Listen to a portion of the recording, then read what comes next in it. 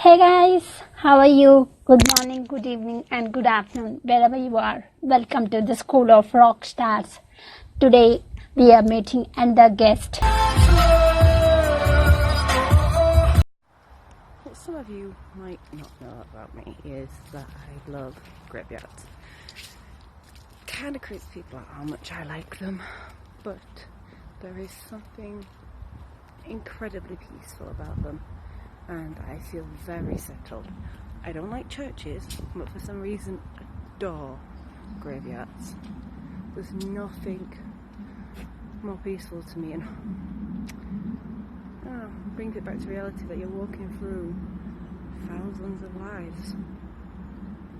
She is an awesome human being and she is a university student. She is doing her research on mental health, and also she is doing a podcast that is a cuppa with mental health. So she almost did 41 episodes till now. She is like hosting many guests. 41 means not a small thing. She is doing the great job. So today I had that opportunity to talk with her. Her name is Lynne. She's in the house. Let's welcome her. Hi. Hi.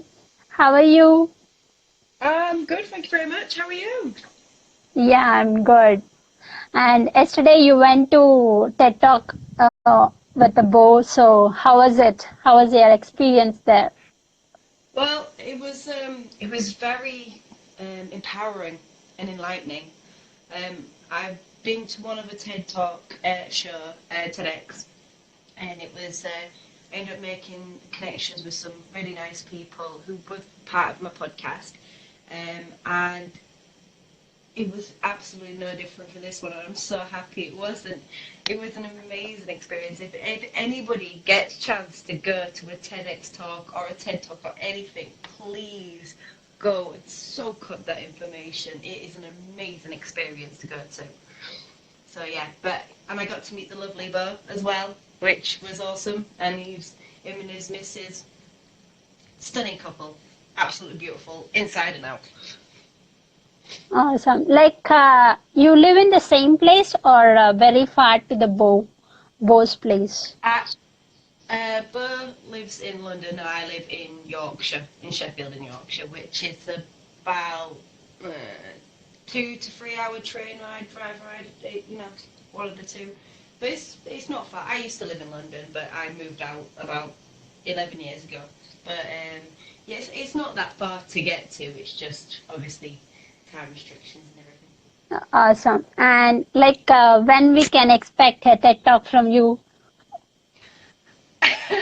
Funny enough, I actually do want to do a TED Talk. I haven't narrowed down my subject yet. I think I'm onto something. But Do you have that? Yeah, do you have that thoughts of going to speak there?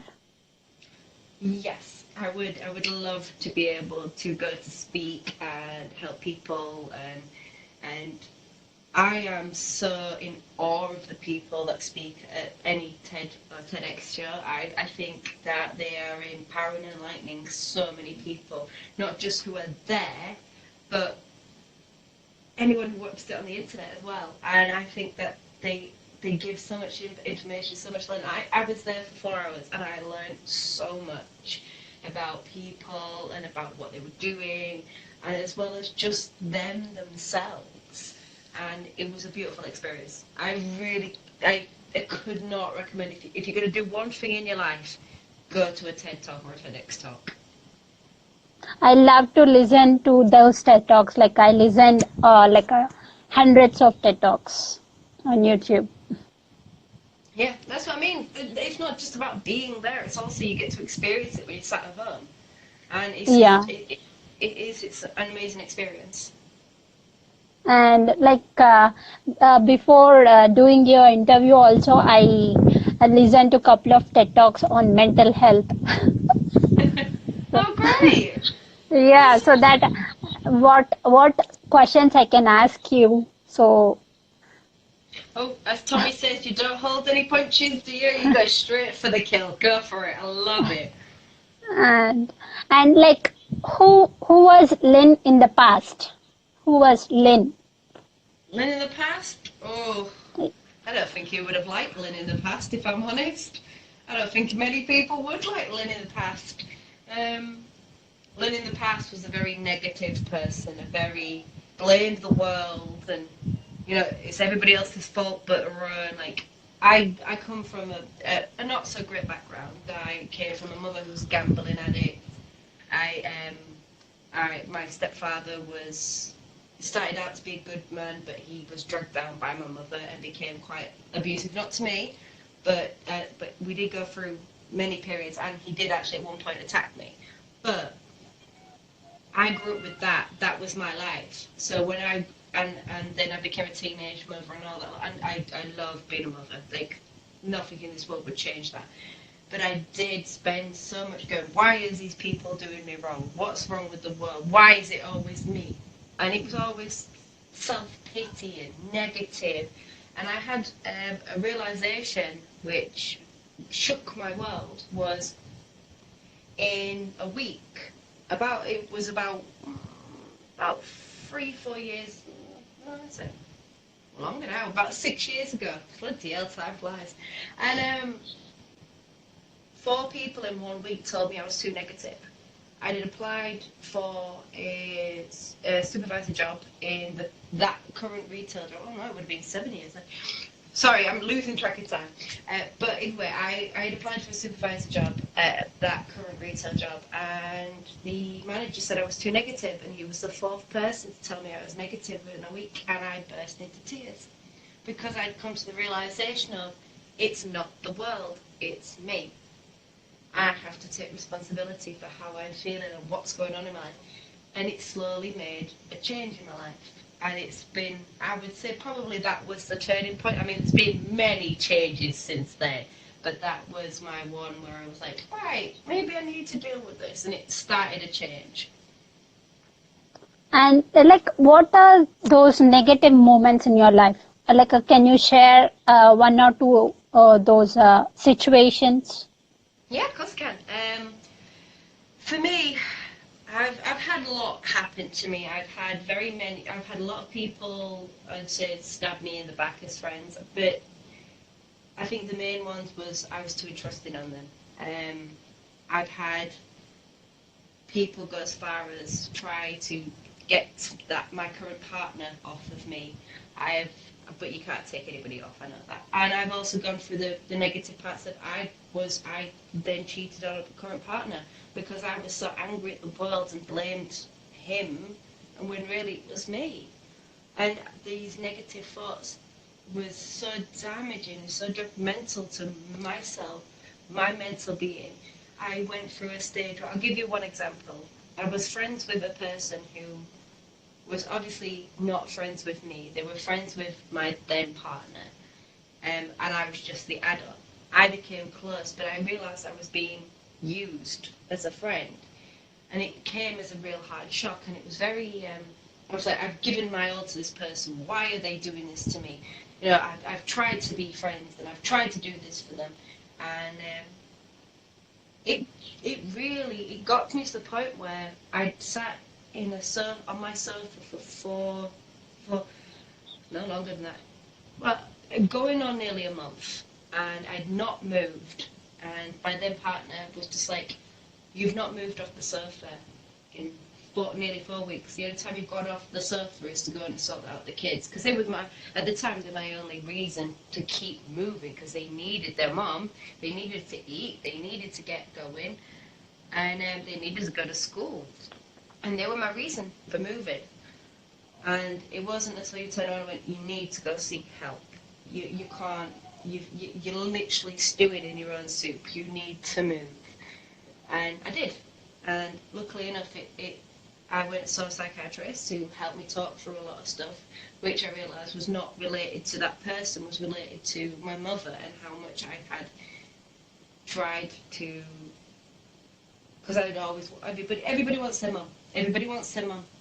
Everybody Like, you don't get to a stage in life where even even say that anybody who's had a mother that's passed, you never not want your mother. So you give and you give and you give, hoping that they'll return the love. And when they don't, you try and seek it elsewhere. And that's what I did with these friends that didn't deserve it, but I would give and give and give. And it turned in, rather than me admitting that, I became a negative person and blamed the entire world. And until I realised, no, this is me. I have to deal with these issues, these emotions. And it wasn't until then that I realised that I've got to stop.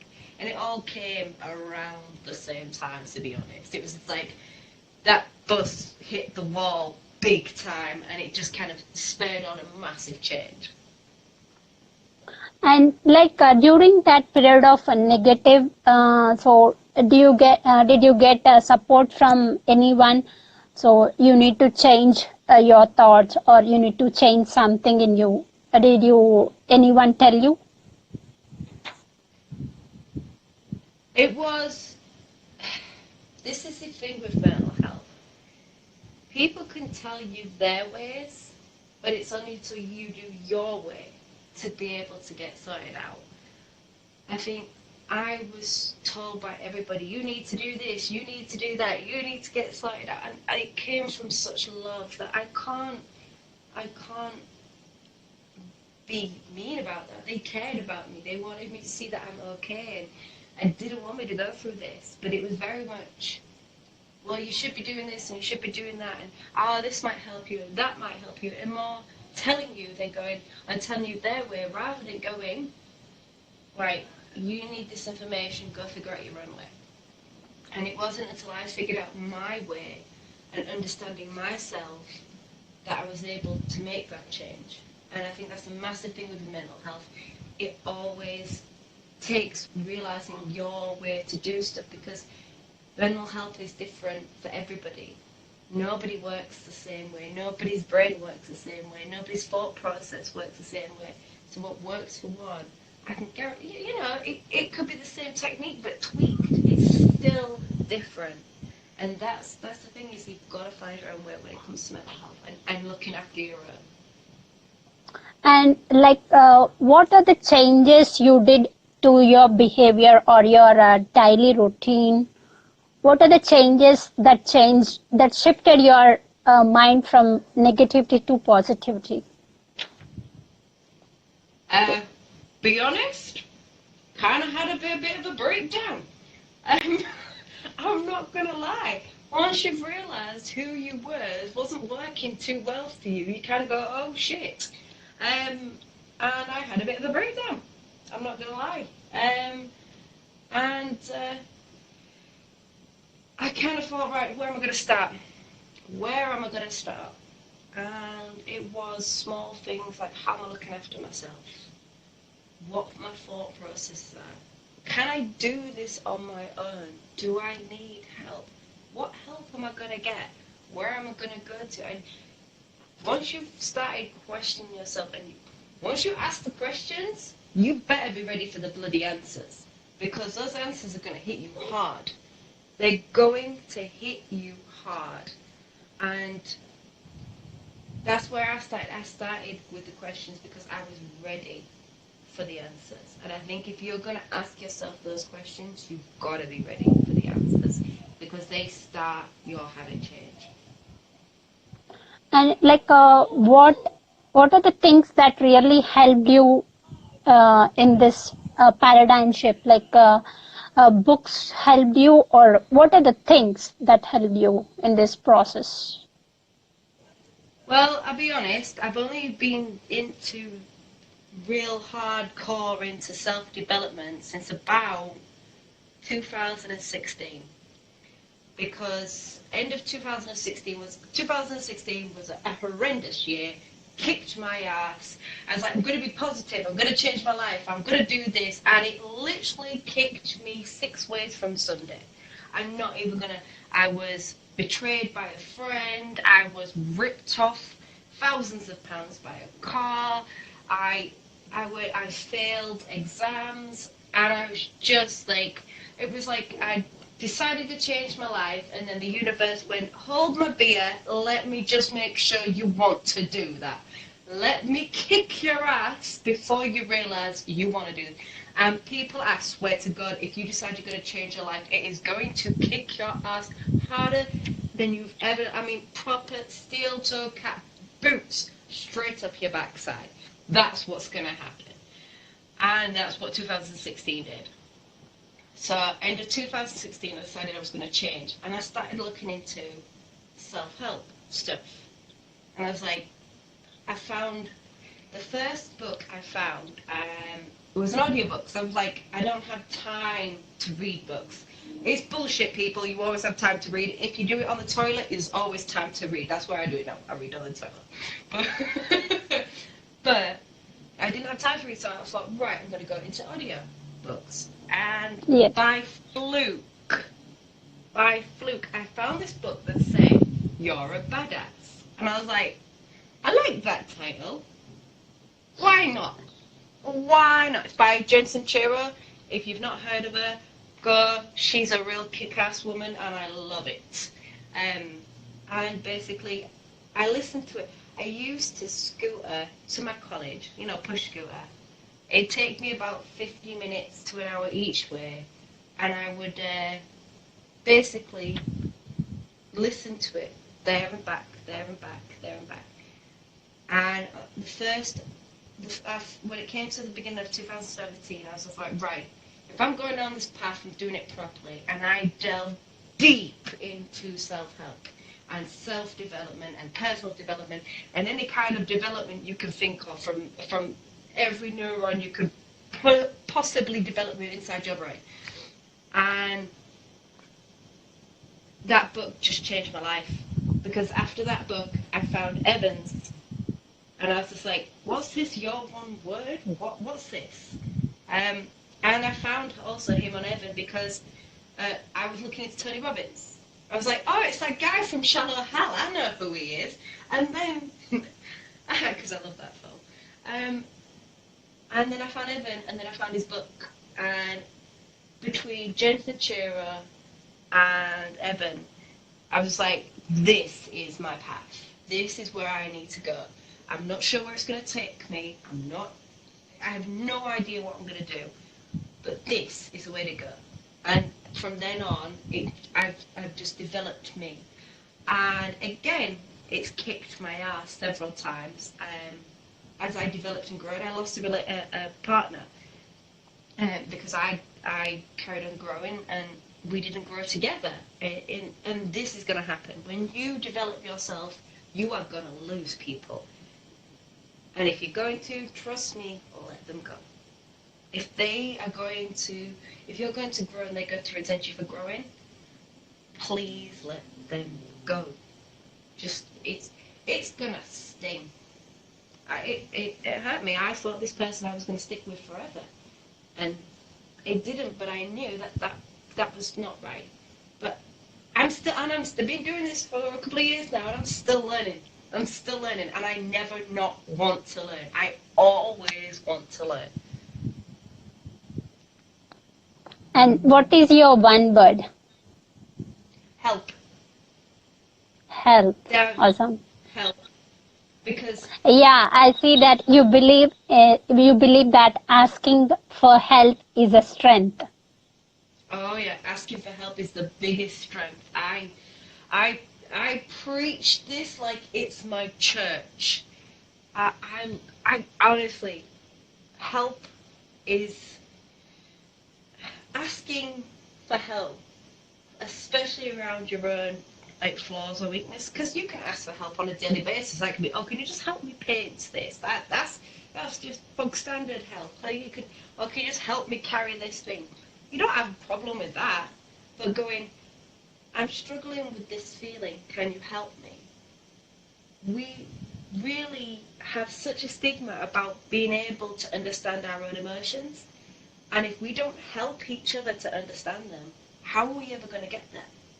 How are we ever going to get around mental health? Because your mental health is down to you not understanding what you're going through, you're understanding your feelings, what is going on, not just here, but here. Because when Yes. something's not working right here, your whole entire body feels it. We've all had those one moments, maybe not full anxiety attack, but we've got anxious, we've got nervous, we've all been at that moment like, I can't do this, I can't do this, I can't do this, run away. And you feel it through your entire body, from your heart pulse. As soon as that thought's in your head, your heart goes, and your body shakes, your teeth chatter. It just continues on. So you kind of have to understand what your emotions are to be able to understand what's going on with yourself. And we need help. No child is born into this world understanding what happiness, what sadness, what causes happiness and what causes sadness within themselves, and what that emotion brings out in them. So to be able, I personally believe, to be able to help mental health in the future, we have to teach kids how to understand their emotions and not shy away from going, you know what, it's okay to feel a bit shitty. We all do. Like, you don't have to feel better one day. Like you might feel better one day. You don't have to feel good every day. You don't have to feel good every day. You don't have to succumb your emotions to logic. It's fine. You can have a day where you feel like poo and don't want to do much. You can have a day where you want to be fully logical and you just need to get through all that. But every part of it is fine. Every part of it is okay. You are developing yourself. I'm not saying that it's okay to just stay in that place, but it's okay to understand those feelings and help yourself grow and move on and understand what you're going through. So when you're an adult and you're going, well, today I'm feeling sad, but that's okay. Like the other week I felt sad, I felt absolutely crap. I felt like I didn't want to do a damn thing. Not one thing. And I was just like, I feel sad. I don't know why. And I said it out loud to myself. People say it out loud. Trust me, when you hear your own voice, it feels so much better. But you just say what you're feeling. And you might not know why. I figured out why. But it was going, I feel sad, and acknowledging that emotion that you're going through. Acknowledge that emotion. Feel that emotion, and it will fuck off in the end. That's it, sorry, but it will. Once you acknowledge the demon and name it, it'll go away. You take its power when you name it. You take its power. And I think that's the thing with the stigma of being able to keep mental health quiet. If we name it, anybody seen Conjuring? Have you seen Conjuring 2? You name the demon, you take its power. Name the bloody demon. Because once you do, and that's what I did the other day. I'm feeling sad. No idea why. Went home, had a bath, had a bit of chocolate. Don't have chocolate very often. But had a bit of chocolate. Sat and watched a bit of crap TV. Don't judge yourself for watching crap TV as well. Like I do it. We all watch a bit of, I don't know, Jersey shows or Geordie shows or some... Oh, Catfish is a good one. But just acknowledge it. Once you've felt it and gone through it, when you wake up the next day and go, I'm feeling a little better today. Why was I feeling sad yesterday? Well, I don't know. I was feeling a bit stressed by that. Or I feel like I've got stuck. Or, or it was just one of those days where I felt sad. And that's it. And I think once we get into touch with our emotions, I think we'll deal with our mental health a lot better, because at the moment we're so out of touch between how we think and feel. And also one more thing, when someone asks us, how are you? We'll say without thinking, without what's our inner feeling, we say that I'm fine. But we are not fine. Yes. Don't get me with that word fine. Oh my God. It drives me insane. Like, I'm fine. No, that's how you paint fine lines. Like, fine is fine crockery. Fine is not an emotion. Fine is not. Fine, swear to God, I truly believe fine should be a swear word. And it should be above anything else. Because nobody is just fine. No, you just go, like I don't, I can't. You know what? The word bang is bringing emotion in me. And what is the moment that trigger you to start your podcast? Sorry, say that again? What is the moment that triggered you to start the podcast, A Cuppa with Mental Health? 1 minute wasn't enough. That was it. L- I had so much to talk about on mental health, and I was doing my 1 minute diary on Instagram, and it wasn't enough. And it wasn't enough. And I was just like, I am a talker, as you can see. I talk. I could talk the back legs off a donkey. It doesn't bother me in the slightest. But I felt like what I was saying was so important that it couldn't stay confined to a minute. It couldn't stay confined to a minute. And I had no idea what I was doing. And I got a little encouragement from Emma Carmichael. And he was just like, go for it, do it. You can do it. And if you get it, we'll sort it out. You can do it. Just see how it goes. And I literally downloaded a voice recording app on my phone, sat in my kitchen and rambled for 20 minutes. And uploaded it onto Anchor. That was it. And it's still up, people. If you want to listen to my first ever ramble of my podcast, and I left it as, it's still an intro to me. Yes. Yeah, I didn't change the name of it. I didn't put it in with the nuance of A Cuppa with Mental Health. Didn't do any of that. I left it as it was, as raw, me just picking up my phone and recording. And I've not took it down, so if anybody wants to listen to my first ever ramble, it's utter cack, but it was me being me for 20 minutes. And I did it, Yes. and I loved it. Absolutely loved it. And just sorry to interrupt you. When we go back now and listen to it, we feel that, is that me talking? I was just like, I have no idea what I'm doing here. I think I actually said that at one point. I have no idea what I'm saying or talking about. But yeah, it is. It's one of those where it's took time. I've grown with my podcast. And if you've listened to my podcast, there has been times where I've talked about stuff that I was going through currently. Like I talked about my breakup at the time. I've talked about stuff that I've gone on. I've talked to people and I've shared my stories as I've developed with it and understood it a bit more and grown a bit more with it, being more comfortable talking about myself, which has never been easy for me. Alright, actually, you know what? I want to correct that just a little bit. Crafty bitches, oh, bye. Basically, I used to talk about myself in a, I would want to say narcissistic way, very shallow. It would be what I'm doing, what I'm getting up to, what I bought, all that kind of superficial bullshit, basically. I would never actually talk about what I was going through because I didn't want people to know what I was going through. And it wasn't until I decided to change all this that I was like, no, I need to talk about myself. But that was not easy.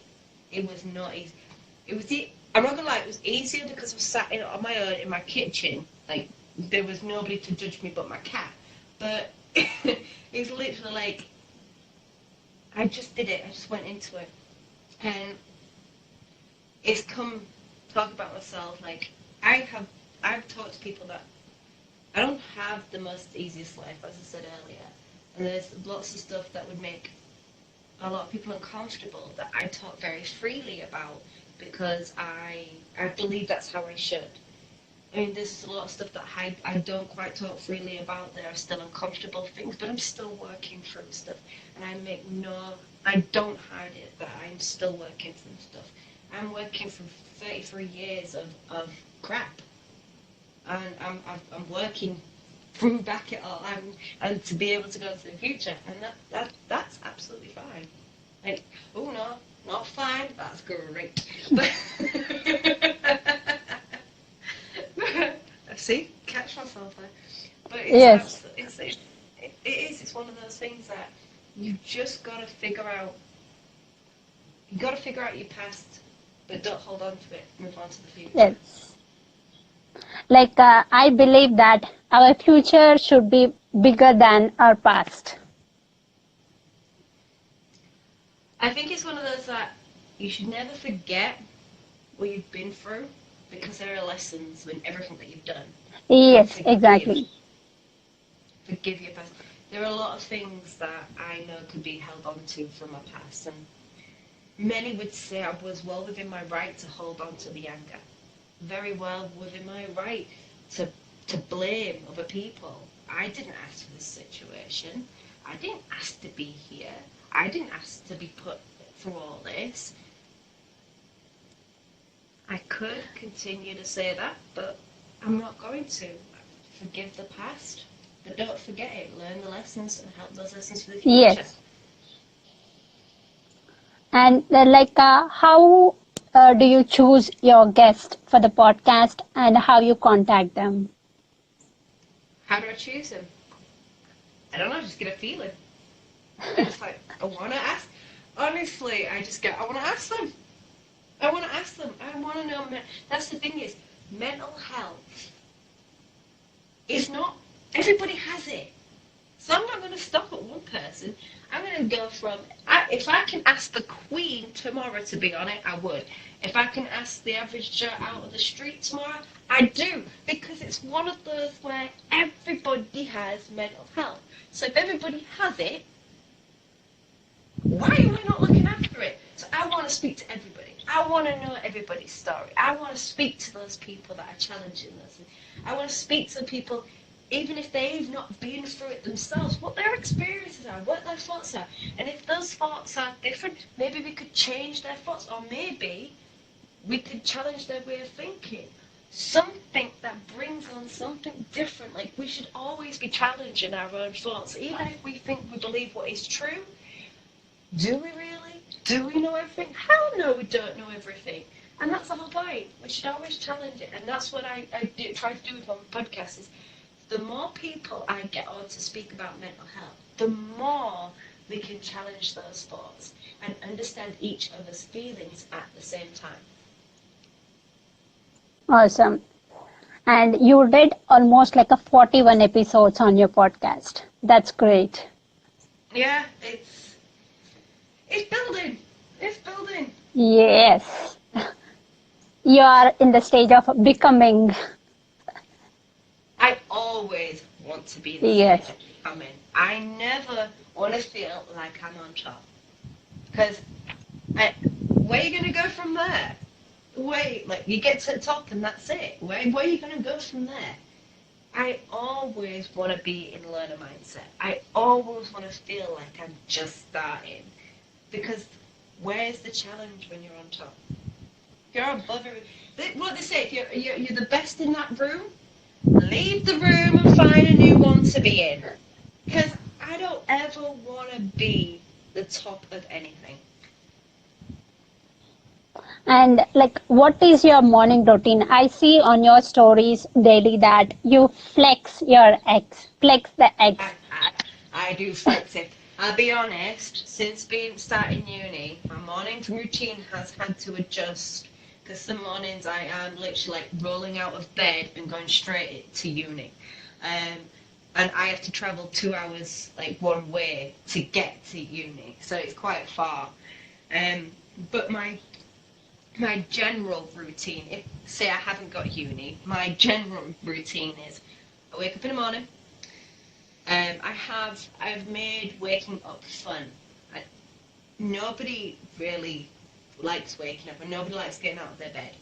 So I have 2 alarms. I have one which is a Game Boy shaped alarm clock, and it plays Super Mario Land, because I love Game Boy. I love Super Mario Land. I absolutely love that stuff. So That's my happy music. But I also have a kick-ass alarm clock, which is Gary Vaynerchuk going, get up, get up. And it's so much so that my son is repeating what he says. So now I'm not just getting my ass kicked by Gary Vee in the morning, I'm getting my ass kicked by my son. So I have those Awesome. alarms. I make my bed. I make my bed. I have to make it. And I know it's just, in some cases, it's just a case of straightening out a duvet, which isn't mine, straightening out a duvet, but I make my bed every morning. I come downstairs, I make myself a lemon water. I literally squeeze half a lemon into a glass of water, neck it. And my immune system has been very, very good since then, I'll be honest, since I've been doing it. I will, once I've got my kids up and got moving, I will watch a motivational video, generally something off Evan Carmichael's Espresso. Yeah, so usually top 10. Usually top Okay. 10. Because I will do my 15 minutes of exercise and weights while watching it. And his top 10s are usually 15 minutes. So it'll give me something to be watching while I'm doing my 15 minutes of weights, because I do 15 minutes of weights every day. So like, get the muscles going, and literally like, I have muscle. Like, people say 15 minutes is nothing. 15 minutes, baby, this is 15 minutes. So I'm like, this is 15 minutes for 70 days, I kid you not, and some days I've missed. But, and I'll be honest, there's some days I've missed, I'm not gonna lie. But that's my, and then once I've done that, I have my breakfast, which is the same every morning. I have 2 to 3 eggs, depending on how many I've got in the cupboard. 2 to 3 eggs with a slice of bread. I've gone back to bread, but only in the morning. I don't generally eat bread any other time, but I've gone back to 1 slice of bread in the morning. And I'll have it with a dairy leaf on it, dairy leaf triangle thing. And that's my breakfast every morning. And if I'm fancying it, feeling a bit special, I'll go and get some avocado. I have a coffee, and I'm good to go. Because I keep, and that takes me 45 minutes. I'll have a cup of tea as well. When I'm having my lemon water, I also have a cup of tea. It's a weird mix, but it works. Okay. But I keep that same routine every morning, and I've seen such results. I used to think it was daft when people say, "Oh, with discipline comes freedom." Well, how does that work? It's kind of an oxymoron. You kind of, one goes against the other. And it wasn't until I was like, right, I'm doing this for quite a long time. I want to see if this works. I'm going to challenge myself to change my habits. Because once it was in my head, once it became a challenge, I am one of those where I literally hack my own brain. So I will do something as a challenge because I'm like, I'll teach myself. And then I'll do it for so long that it becomes a habit. So now I know that my 15 minutes, because I've been doing it for so long, and I've seen the results, that I'm not going to stop. I'm not going to stop, because I know, and I've read loads, I've gone through, because another thing of my challenge is I read 2 pages of my book every day, or the book I'm reading. And the funny thing is I never read just 2 pages. I'll sit and read like a good couple of chapters, and I've got through books and finished like books that I've been meaning to finish for months now. Like in the last 70 days, I've read 1, 2, 3, 4. Got 4.5 books. That's the most I've done in about a year. So it works. It really works. I mean, seriously, get yourself disciplined. You know, do those X's. It really bloody works. Mine's on a giant whiteboard. You can do it on paper.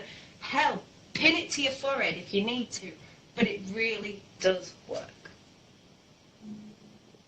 And awesome. Like, what do you do for your living? And I know you're doing university studies on mental health.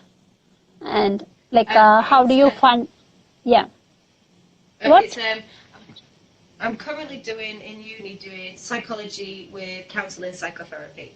I'm as a job as such, I am currently on student loans, which I had an interesting discussion with somebody actually.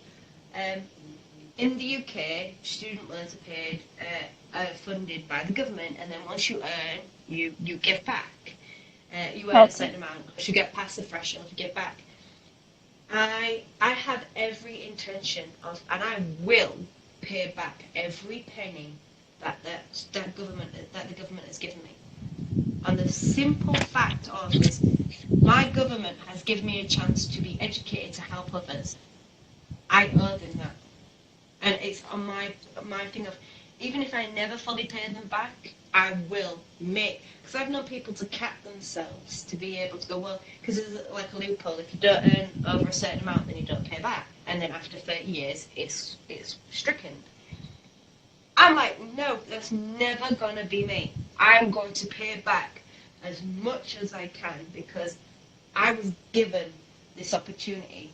I'm not capping myself. If I cap myself, I cap my progress, I cap my future. I'm not capping my future. If I plan, sorry, I'm getting really about this. If I plan to pay back every penny, I know I will never cap my future. Because I will give back 100%.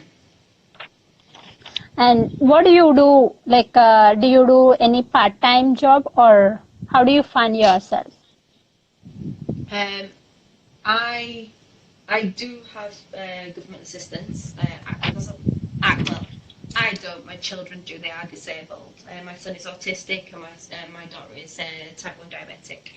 I don't like the name disabled because he still live a very good life, and it doesn't hinder them in any way.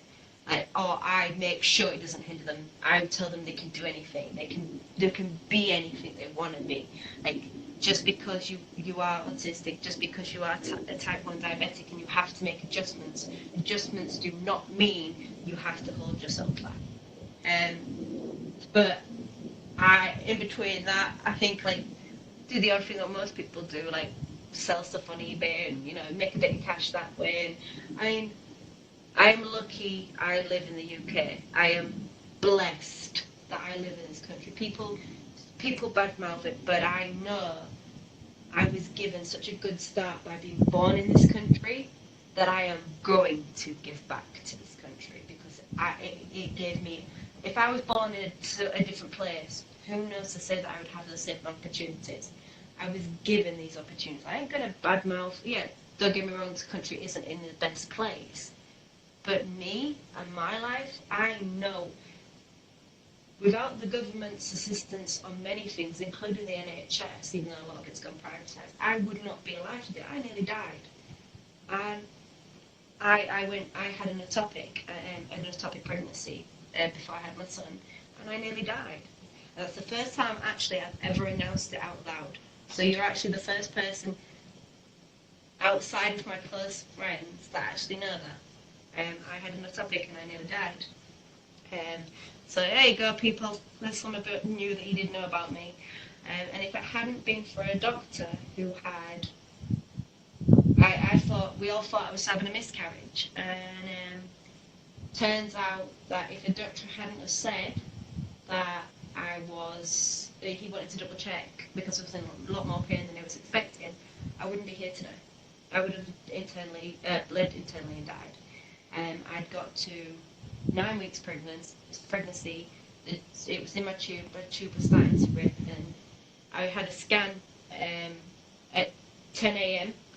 2 p.m. I was being operated on, and they said they don't even know how I was even managed to get that far without it tearing and me internally bleeding. Because once you're internally bleeding, you're dead within a few hours because they've got to figure out where it is before they can do anything. And if it hadn't have been for a doctor just doing his checks and making sure, I wouldn't be alive today. And neither would my son, because my son came after it. So I cannot thank this country enough for keeping me alive. And that's my way of giving back, is to do everything I can to not just give back to everything that's ever given me, but everybody I can same time. So you are grateful to UK, your country. You are so grateful. I am grateful for the opportunities. It's down to me to use them, but I'm grateful for the opportunities. I wouldn't have thought this a few years ago. Don't get me wrong, it's not something that I've always thought.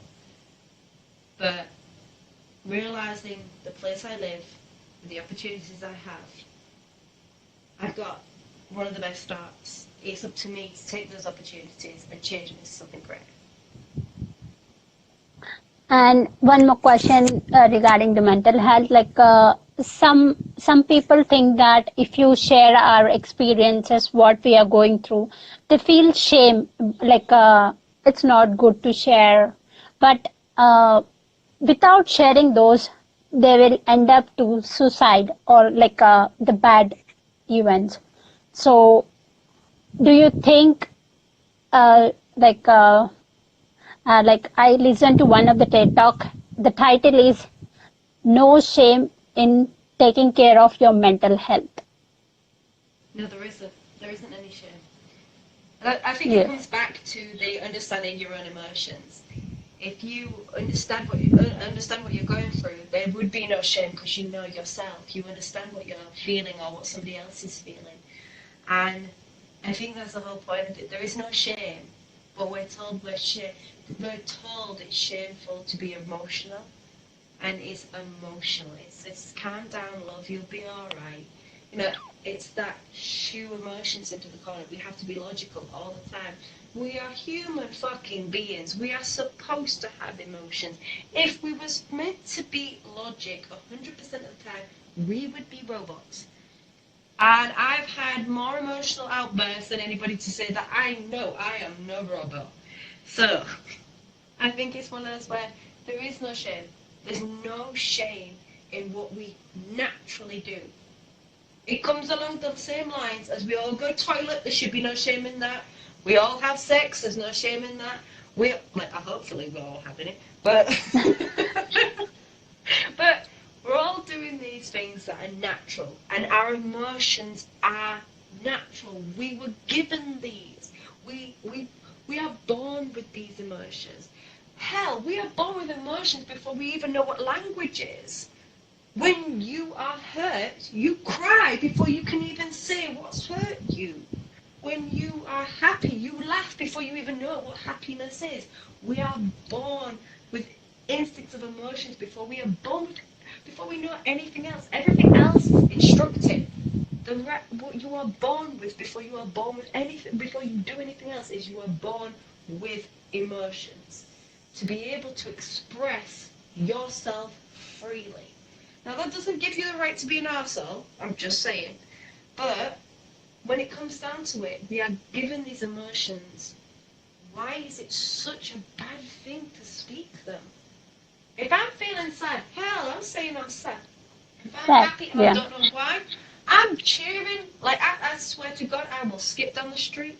I will sing at the top of my lungs. I am tone deaf. But I will sing at the top of my lungs. I swear to God, I don't care. But it's one of those where I know my emotions and I express them because I now understand there is no shame in feeling anything you're feeling. And you are allowed to feel, even if you have no understanding of why, even if you don't realise what's going on and can't internalise what's going on.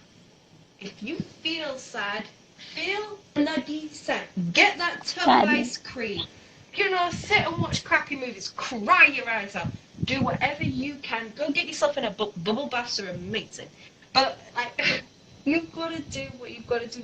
But don't ever be ashamed of your feelings. They're yours.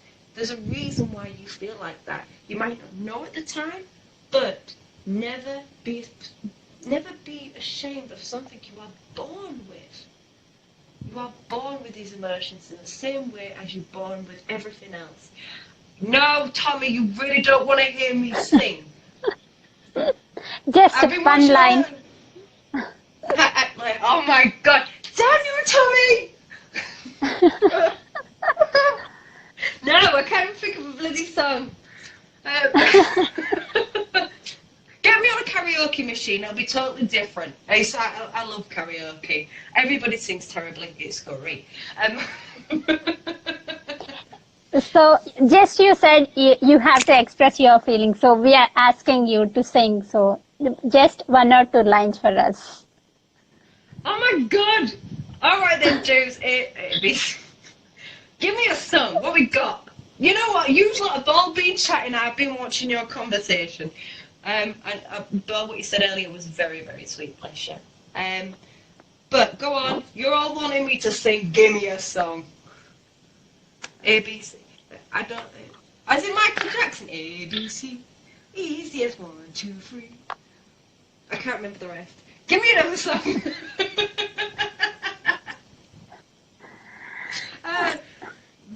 I did. Hell yeah. There you go. You know when people put you on the spot, you're like, hell, I was singing Selena Gomez the other day at the top of my lungs. Now my mind's gone blank.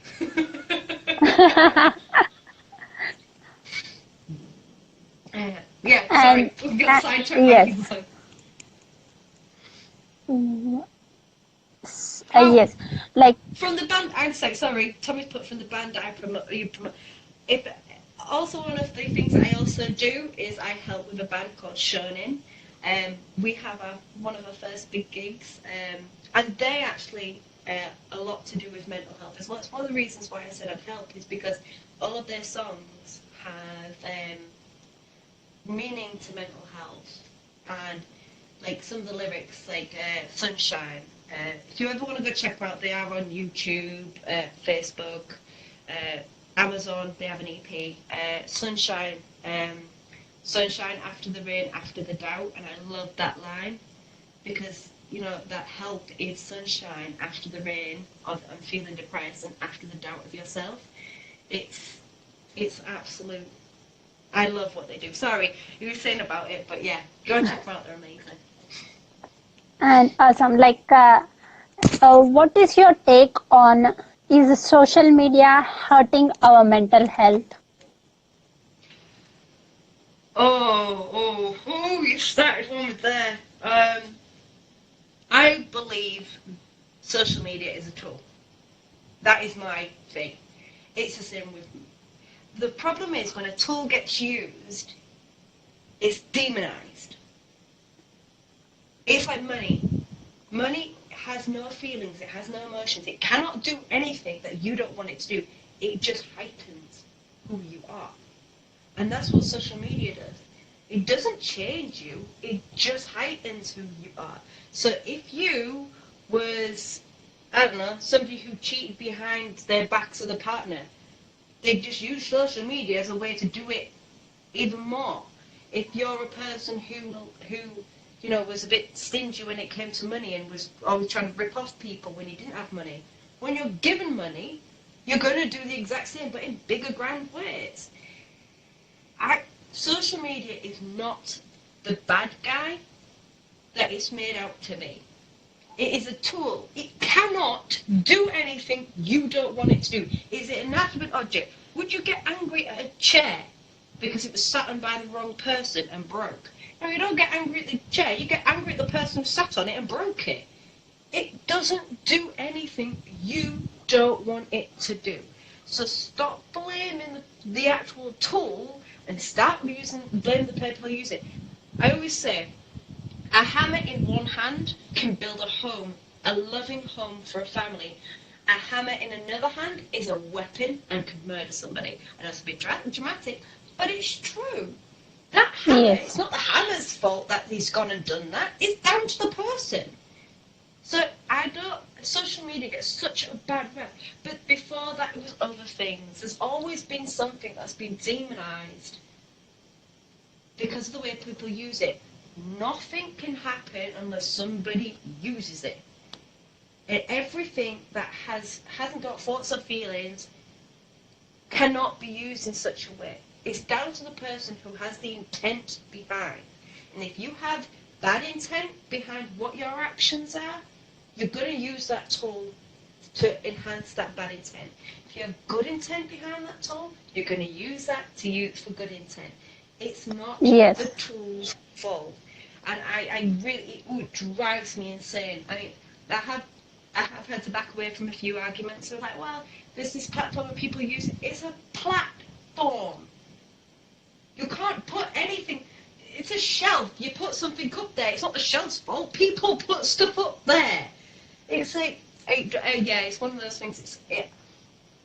People use it as a way to help or harm. And sadly, people are using it as a way to harm because it's a way to hide. I think if people could hide, people used to do it all the time, where they do it in a way that they could hide. Beforehand, it was letters and texts and stuff like that, phones. You could hide behind a phone. Now it's more accessible because there is internet. And I suppose to that degree, yes, maybe it's because we're accessible. But at the end of the day, we was always going to go in that direction. We was always going to go that direction. So understanding that is not what the thing is, it's a thing. If you have harm in your heart, you are going to harm others. If you have help in your heart, you're going to help others. It's down to the individual what goes on. Yes, I totally agree. Because this social media really helped me to build the confidence that I want. Like when I started, when I started, I'm not this confident enough to talk to like strangers or the known people as well. I'm not like I didn't have a word to speak. I have thoughts in my mind, but I don't have that confidence to speak.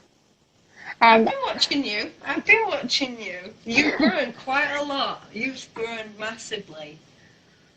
yeah, and I got to like I from the past few months, I got my tribe. I got my accountability partners who support me always. Yeah. Well, That's the you've power got of another social one. media. Yes. You've got another one. I'm going quite happily. I love watching what you do. I think what you do is awesome. And I Thank you. keep saying the same thing. And it's actually because of you now that I actually have the whole new believe and breathe. And it stuck with me. Ever since I said it to you, it stuck with me. Yes. And it's a mantra that I now take with me everywhere. So I would like to actually thank you, actually, because you've helped me. Awesome. And like, how do you control voices in your head? Sometimes we'll get many thoughts, ideas, and like many thoughts are running in your mind. How do you control? Honestly, I tell them off. Like, literally, like, you have no idea how many times I have told myself off. I do it in a way that scares myself. It sounds daft, but say if I'm getting onto a negative thought, or negative thought process, I'm thinking of somebody who pissed me off in the past, something that could happen, you know, what was going on, and I'll start, and I'll start to, and I shout at myself out loud, no, and it kind of disrupts. I've scared people in the streets by doing it because I have to not care, because if I don't, I know I'm going to go down that spiral, because I know what my thought process is like. Once one goes, and then one goes, and then one goes. I literally shout at myself. I mean, I can do it now without shouting, but when I first started doing it, I'd be thinking, oh, well, this is going on, and I literally go, no! And it literally stops myself from thinking. And once you recognise how much you're talking negative to yourself, and you tell yourself, no, we're not going down this road. No, we're not thinking of this. We're going to think of what we're going to get for dinner, what we're going to do next, and it slowly changes. I said, how can I? That's how See, there you go. Argue with yourself. What Tommy said. But it's one of those. I interrupt my own thought process because I have to take control. I have to take control. And that's what I'm saying. I'm taking the responsibility within myself to take control of those thoughts. And I'm not saying I have a full handle on it, but I'm a hell of a lot better than I used to be. I still have those thought processes that want to take me down. I still have those days that drag me right down to the floor. But I do two things: is if I can say no to stop them, then that's good.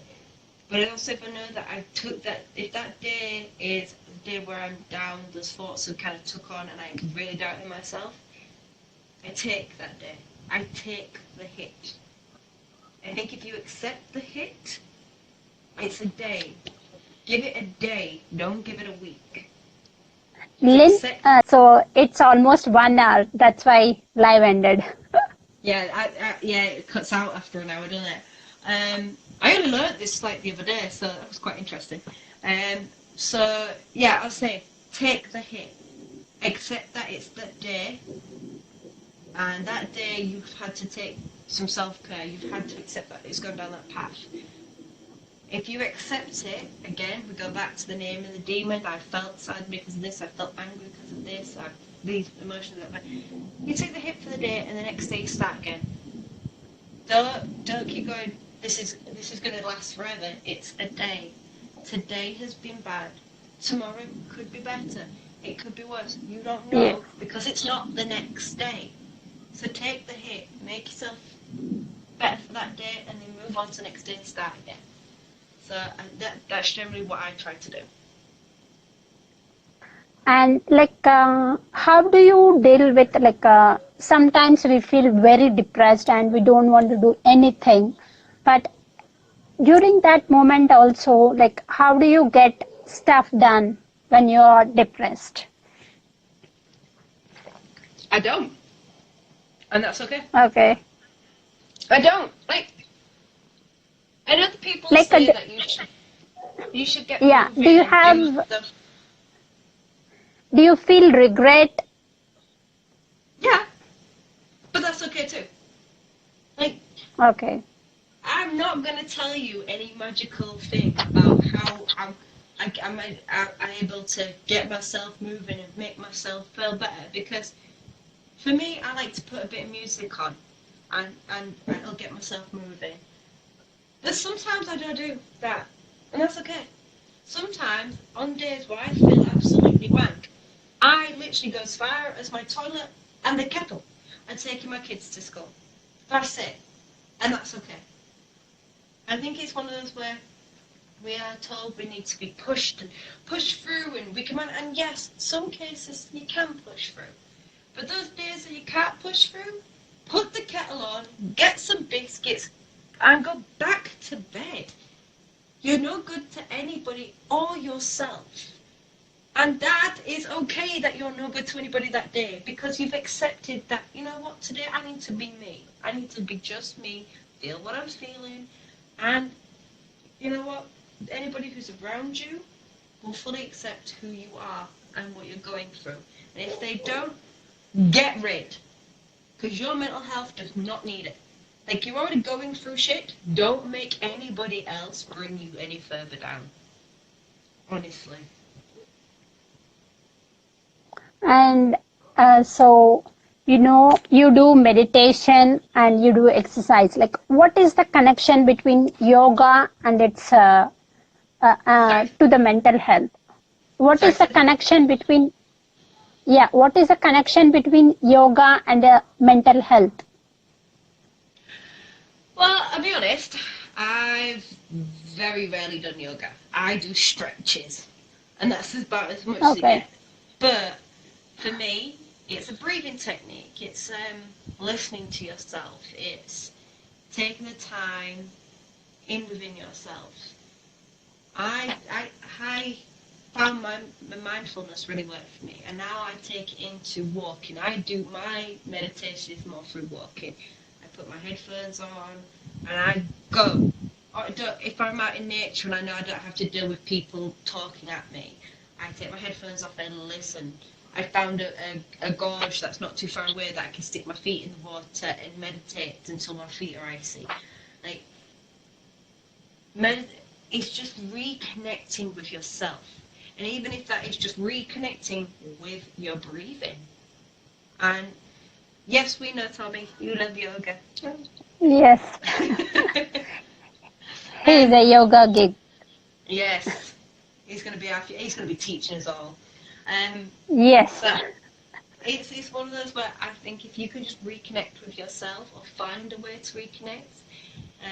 For me, my favourite is sticking my feet in water or being in water around. I don't know what the feeling is, but it seems to just, sorry of the pun, but it washes over me. Literally, I feel reconnected. Maybe it's because I come from a seaside town that the sound of water is it's just a calming thing. So much so now that actually, I'll tell you a new thing I've started doing is like, on YouTube they have the sounds of water and stuff like that.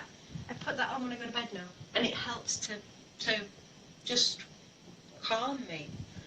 It just calms me and helps me drift off to sleep. But water, which I find quite funny because in general I'm described as fire, yet water chills me out. So yeah, it's And like, yeah. And in my own experience, it's like when I feel stressed or when I feel like if somebody hurts me, I'll go and sleep. That is my meditation. that's actually pretty good. Because you know what, Yes. sometimes you just need to sleep it off. And that's a good thing for people if they're feeling down. Sometimes you just need to sleep it off. I'll tell you something funny about sleeping. Sleeping really works because when I was pregnant with my son, I kept getting twinges, and I was like, right, you know what, I'm going to get some sleep, because if it's the real thing, it'll wake me up. And I kept saying this. The real thing woke me up. But And going to sleep yeah, helped calm me. and I really learned from my mom. She like if I feel cold or a light fever, my mom always says me that go and go and sleep. It will go off. She always says sleep is a good thing. You're relaxing your body. Can't be stressed if you're relaxed. You can't be Yes. stressed if you're relaxed. And literally, there's no other form of relaxation than you going to sleep.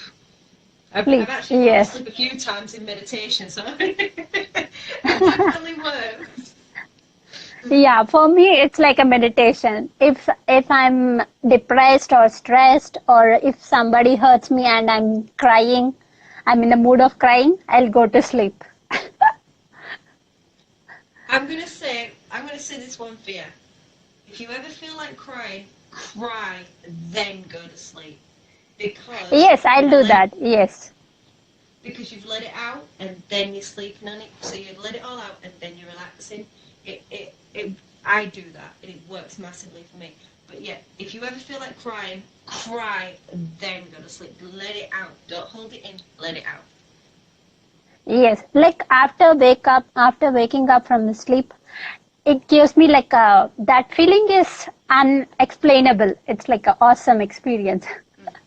Yeah. Oh taking yeah. some Yeah. bud taking some burden out of our head. That is the feeling. Oh yeah. I agree completely. And and what is one thing you learned from Evan Carmichael? What did I learn from Evan?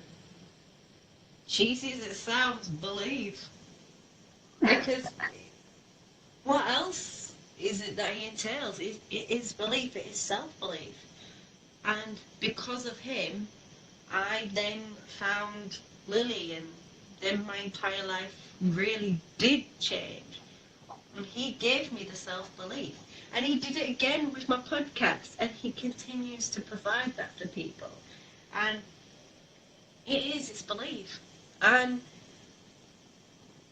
and how to be ridiculously happy in any given situation. Like, that man should be able to bottle it.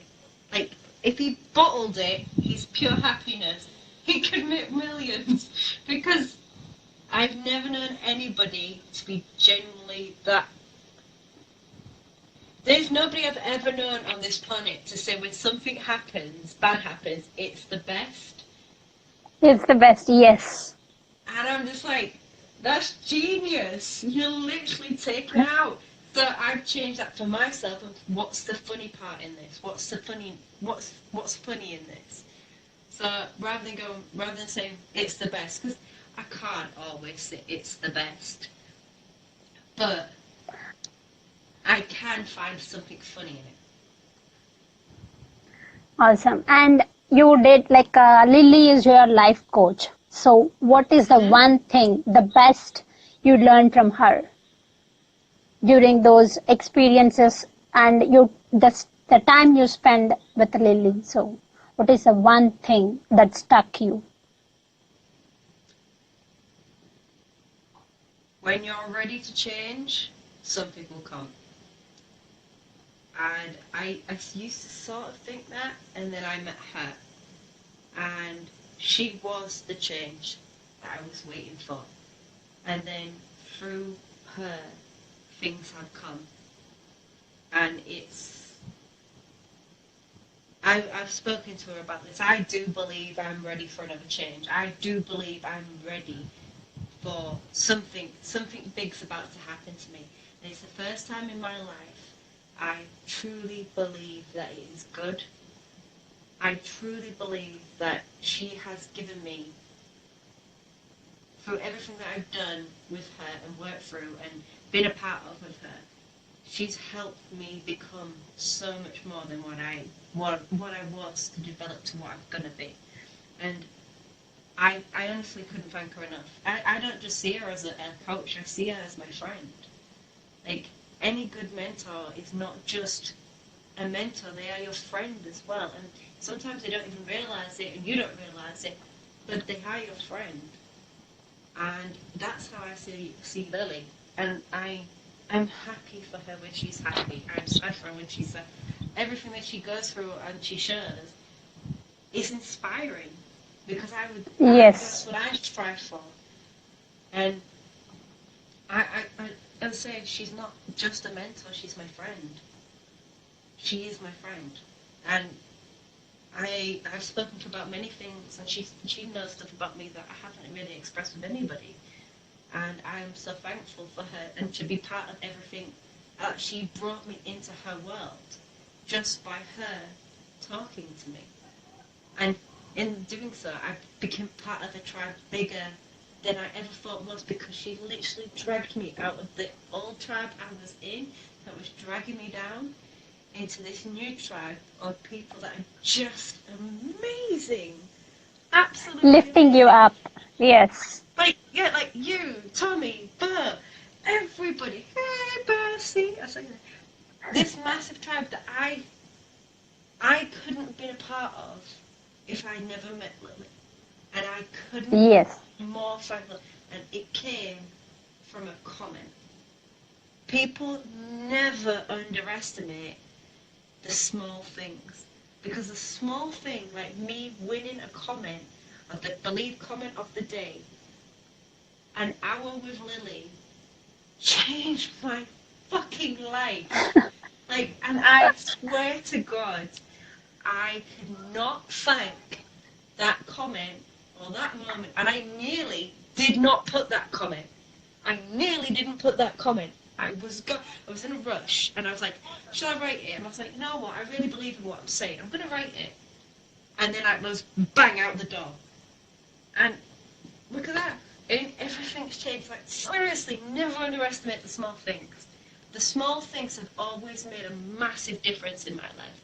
And Lily was one of those ones that I thank the universe every day that I met. And like I'm seeing Bo comment and I'm getting lost. Always down to boobs, people. Always down to boobs are great. They are great. But Yes. and coming to Lily, like she is extraordinary. That's why she shows her like extraordinary is his is her one word. um, I, she lives it. Lives it. Yes, she lives it. She doesn't just, and I think that's something as well. Like, I've learnt to live my word, not just say it, but live it. And I Live now it. help Yeah. and give without expectation. And it's been liberating for me. So I'm going to say to people as well, if you are whatever your one word is, not just say that's your one word. Really, Bo? You are Batman. Batman? You're Batman, I'm Harley Quinn.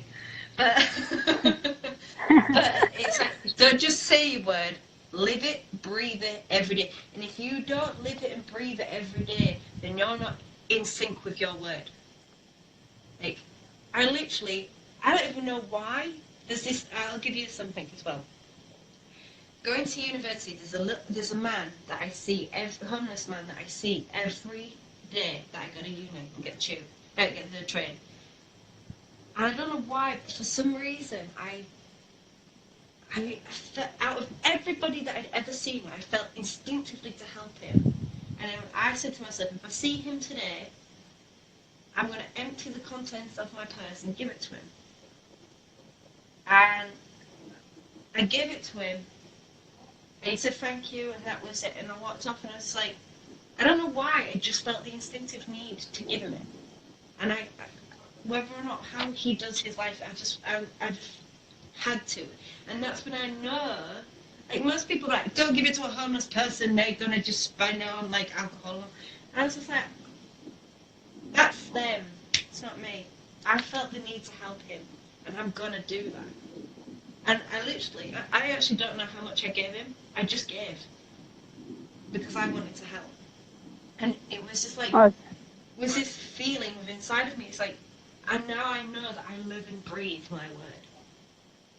And it was that moment, and it's nuts, because I've been saying help, my word is help for ages. But it was in that second of that split moment that I just went, no, I don't just say this word. I live and bloody breathe it. I want to help. I'm not saying that I can help everybody, and I'm not saying that I should help beyond my means of what I can and can't do. And I should never help to the point where I'm taking from myself, because you've got to set boundaries. But when you understand that, and you can understand not just what your word is, but the boundaries of your word and the boundaries of yourself, you live and breathe what you feel and think, and that's that one word.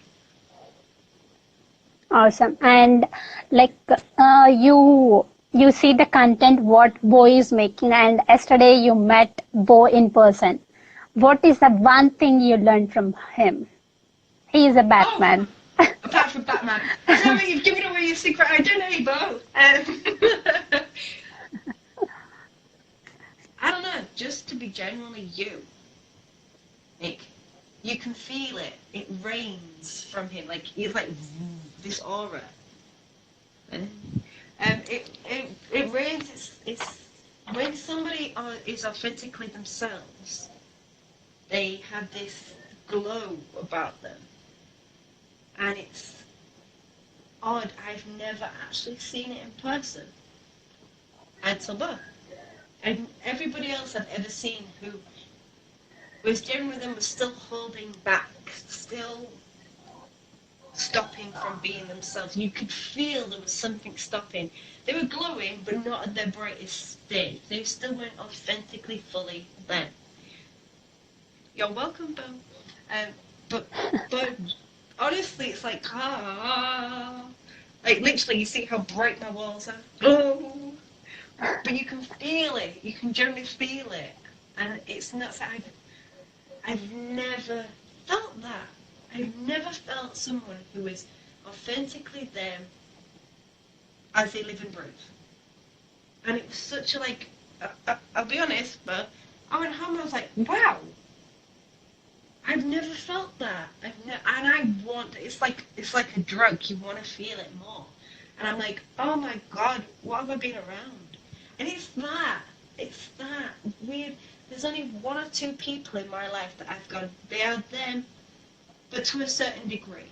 Even the people that I'm close to are them, but with a certain degree of hold back. To be fair, a lot of them would admit that they hold back a lot. But to feel the presence of somebody who does not and does not give a shit at the same time, it's a humbling experience of something I want to be at. And I know I will be, I will get there because I want to be that for somebody else. I want to be that, like, oh, for somebody else. And it's going to take time, but I don't mind. So,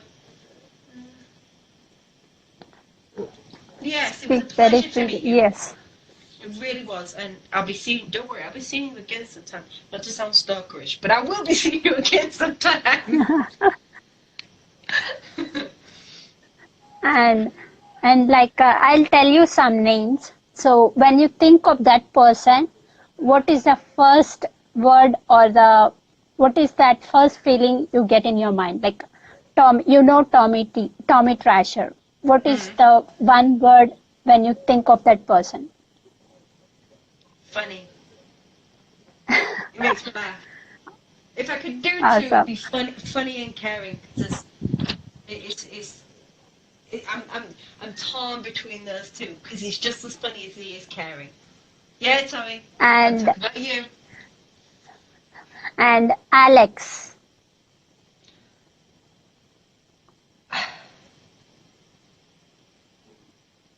I don't know. I don't. It's not a word. It's a feeling.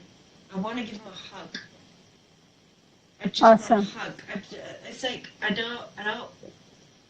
There's certain people I can instantly conjure up a word, and some people I can look at, and I just get this overwhelming feeling to hug.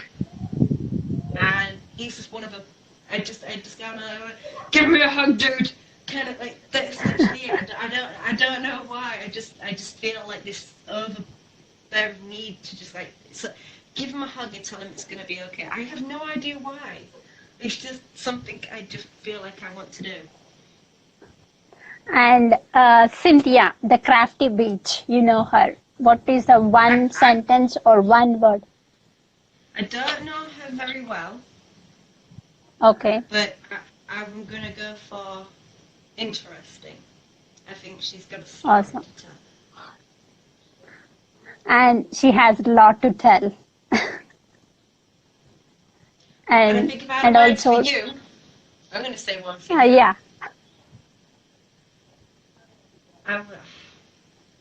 There's several that are coming up, but I'm gonna go for. It's not a word. It's more like I say, just starting. I think you're gonna go places. I really do. Thank you so much. Because like I have many ideas and things in my mind, and just wanna get green signal from my parents because they can also be part of my journey. That's what my wish. Remember, it's still your journey, though. It's still your journey. Yeah, because if my family joins, it gets bigger and we can serve more people. That's what my wish is. I agree, but I'm always going to come back to no matter who you bring with your journey, it's still yours. And it still Yes. starts and ends with you. And what is, Tracy? Oh, that woman's lovely. Oh, Yes. she's got some stunning eyes. Absolutely beautiful. Yes, exactly. She's awesome and inspiring and loving. Oh yes, she's. I would love to sit down with a cuppa with her. She looks like she'd make a good conversation over a cuppa. And so, I know like a few days back you did a podcast with Doug and Mike. So, what is the one thought or sentence you'll get when you think of them? Courageous. Courageous and first responders. Yeah, that just courage. I have always people who put their life on the line every day. I they do something I couldn't do, and they do Yes. something that I have called upon. Like I called upon first responders for my son, ambulance men, and I can't give thanks more to those everyday heroes, and I truly believe they're everyday heroes.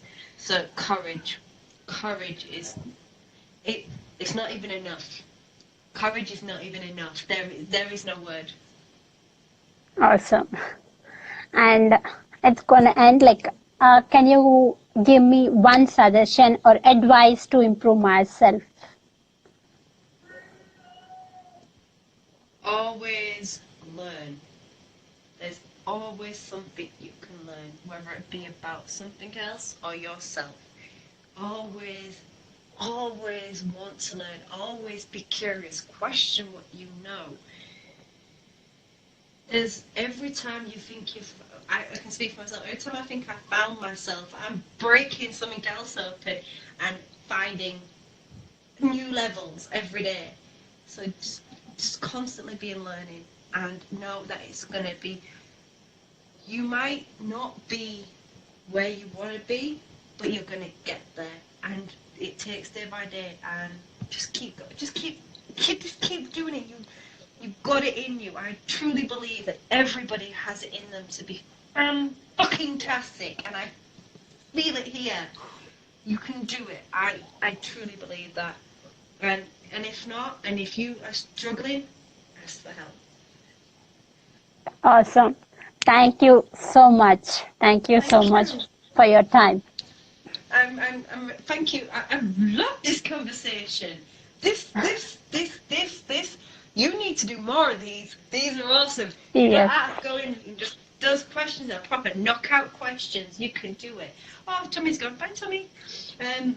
But keep doing what you're doing.